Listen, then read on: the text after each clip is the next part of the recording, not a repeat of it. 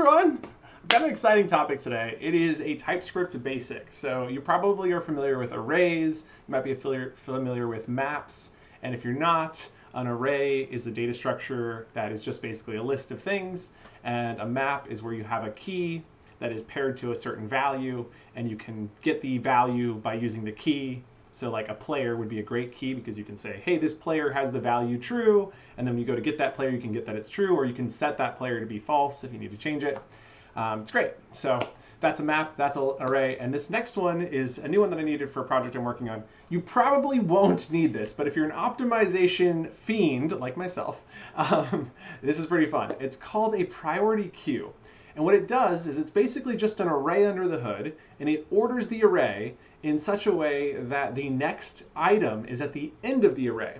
Now that's important because if your array is sorted the opposite way around, when you remove the first item from the array, it actually has to shift the entire array. So by putting it at the end, you can just pop off the last item from the array, and it doesn't have to shift the indexes. So when I talk about optimization, freak, fiend, this is what I mean. It's like we're optimizing to the absolute extremes.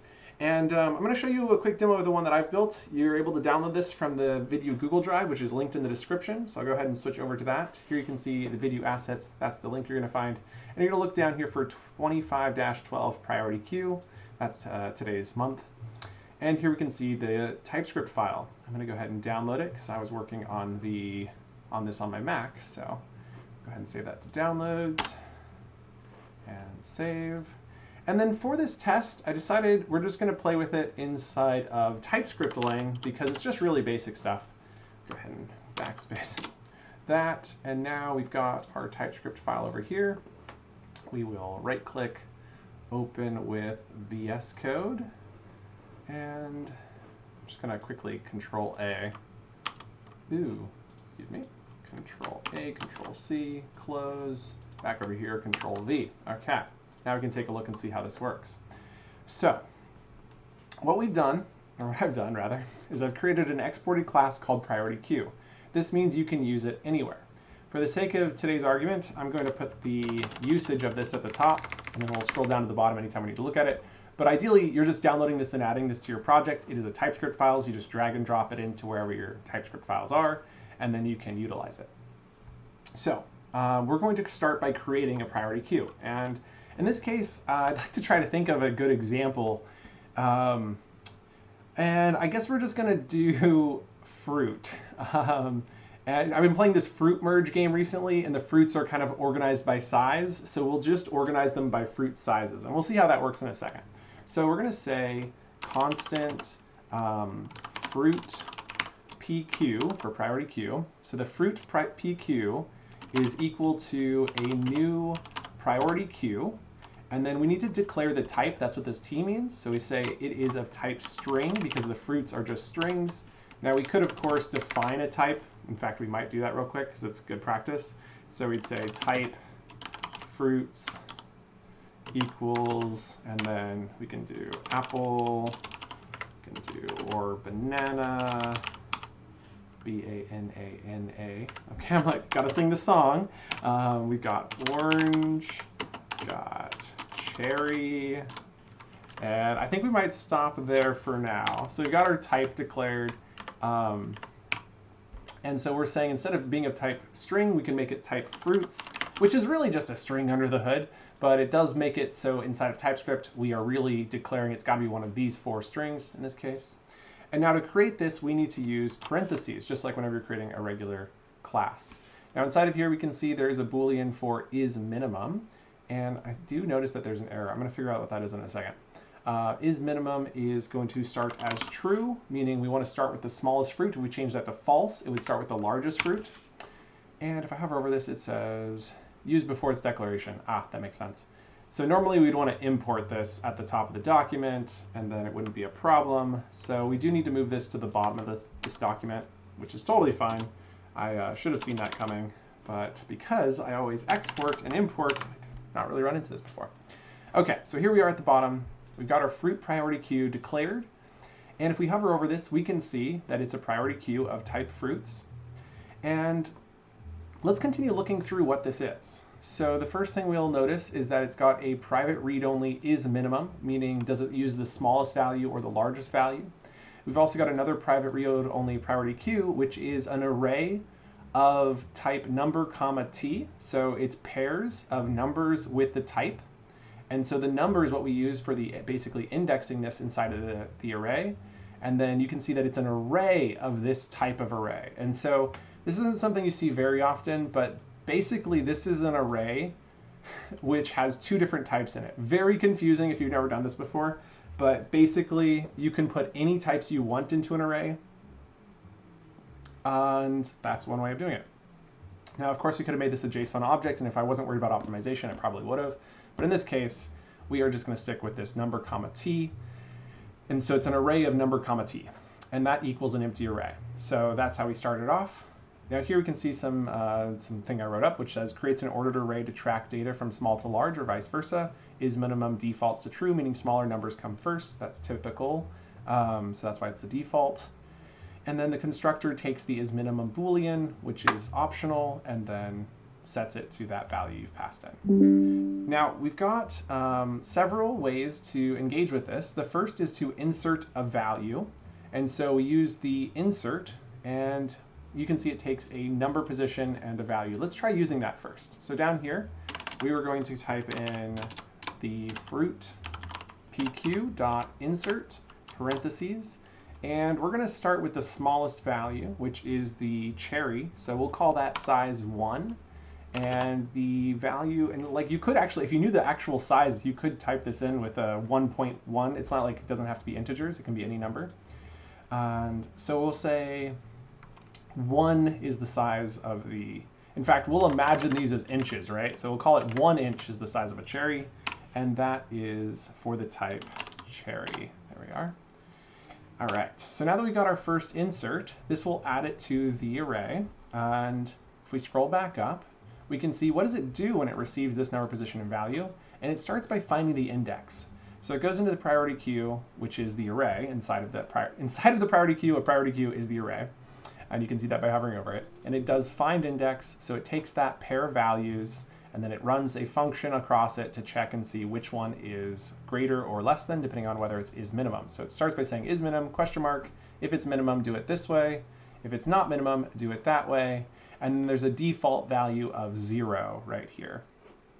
Right? Oh no, what? Yes?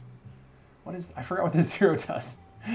So anyway, it should say right here, this argument, provided it will be used as the value for the invocation of predicate. If not provided, undefined is used instead. I'm pretty sure this is fine. I can't remember. I think it uses 0 as the default if there's like no items in the array yet. Maybe. I'm hoping that's what's happening. Apologies. So anyway, if index triple equals -1. No, this is what it means if there's nothing indexed, right? Because then it sets it to the length. Or wait, no, this means it's out of index. Right.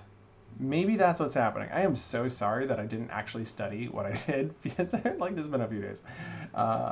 So I'm pretty sure 0 is saying if there's nothing, set it to 0. And then this is saying it's greater than, meaning it doesn't fit inside of the array. Like the final value in the array is too small or too large. So it would go off the array length. And so in this case, we want it to be the last or the new item in the array. So we say priority queue.length to add it to the end. So this one adds it when there's none. This one adds it when there's a lot. And then priority queue.splice is how we insert it into the array. And so we say at the index, we're going to remove no items because splice does allow you to remove, but it also allows you to insert.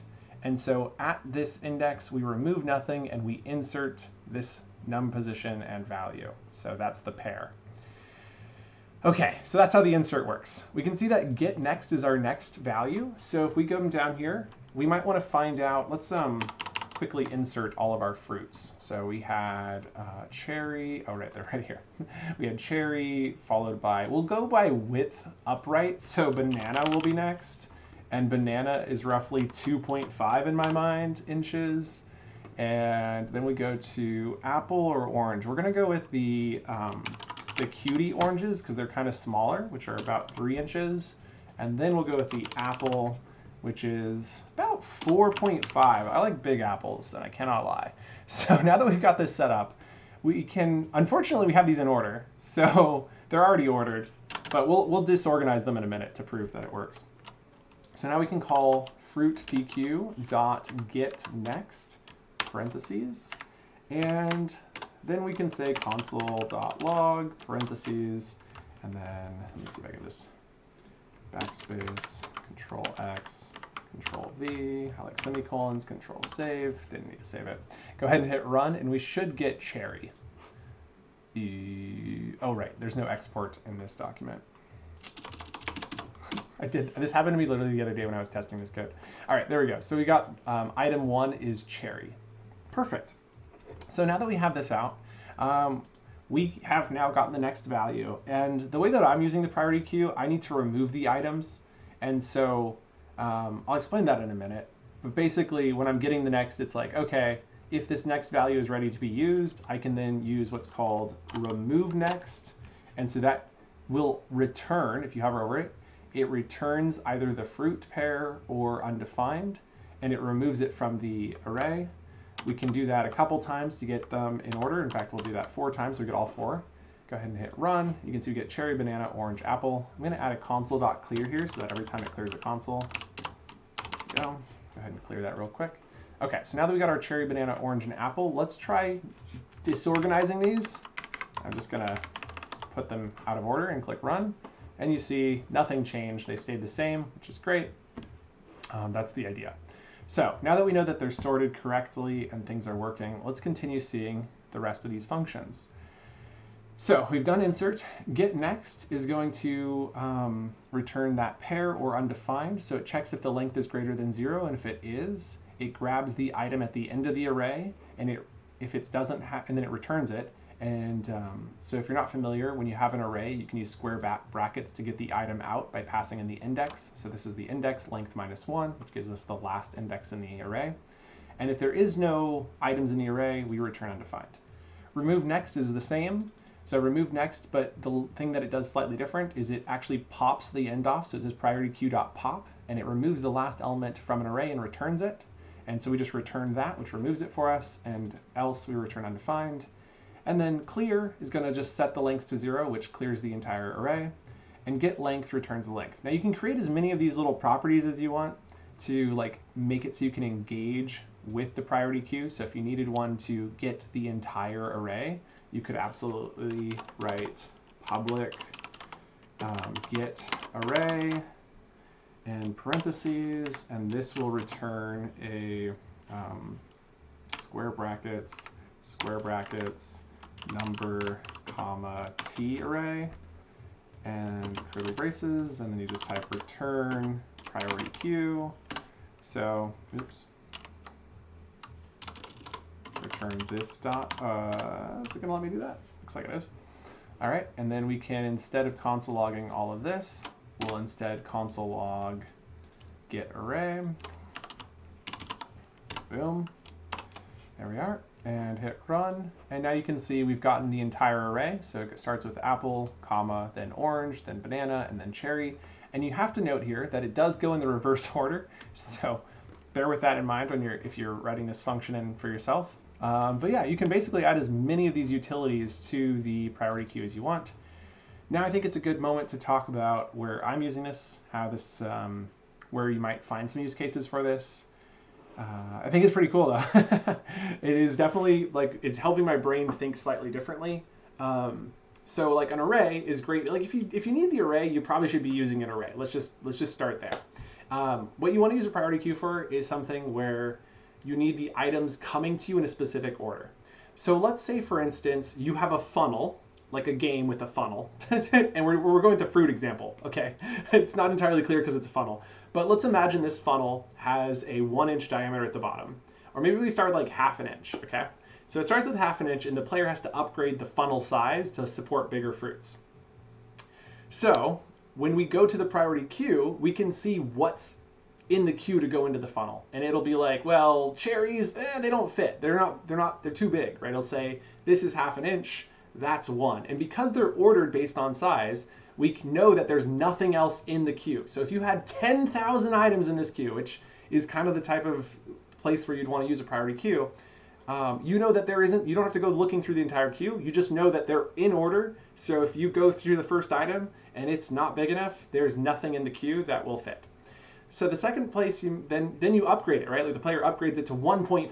Whoa! Now, you know what fits? The cherries fit! And so you can go and remove the cherry. So you say get next, or you say, get next. You find out the cherry fits, and then you call remove next to get that cherry, and then you get the next again. And so you basically just check, see if it fits, then remove the next one. Then check, then remove. And do that until you find one that doesn't fit. And when it doesn't fit, the player needs to upgrade again, basically, for this fruit example.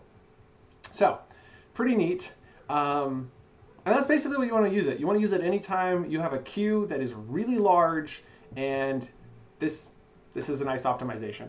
I will say there's very few instances inside of Horizon where this makes sense. I'm currently working on a project in Unity, hence the need for it. And so if you beg me, maybe one day I'll tell you about what I was actually working on that needed a priority queue and why it was important. But I can't think of really any good uses for it in Horizon, but I think you might think of something. I was like, as soon as I had it, my brain started ticking, and I was like, oh, there are other places I might use this. Like, what was the other one?